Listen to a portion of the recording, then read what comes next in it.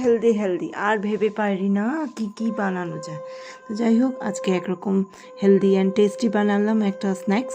চলো তোমাদের সাথে শেয়ার করি। এখানে নিয়ে নিয়েছি সুজি, 1 কাপ মতো দই, এখানে লঙ্কা, আর নিয়েছি 1 চামচের মতো বেকিং পাউডার। সব কিছুকে অ্যাড করে নিয়েছি। আর একটুখানি ছিল পেঁয়াজ রসুন সটে করা, সেটাও মিক্স করে দিয়েছি একটু ফ্লেভারের জন্য। এটা না হলেও কোনো অসুবিধা হতো না। যারা মিষ্টি খেতে পছন্দ করে তারা মিষ্টিও দিতে পারো, আবার যারা নোনতা পছন্দ করো আমার মতো নোনতাও বানাতে পারো।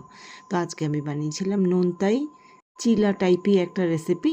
খুব কম তেলেই ননস্টিক তাওয়াতেই তৈরি করে ফেলেছি আজকের এই স্ন্যাক্সটা এমনিই খাওয়া যায়, তাও আমি একটু ডিপ করার জন্য আদার চাটনি আর একটু টমেটো সস নিয়েছিলাম।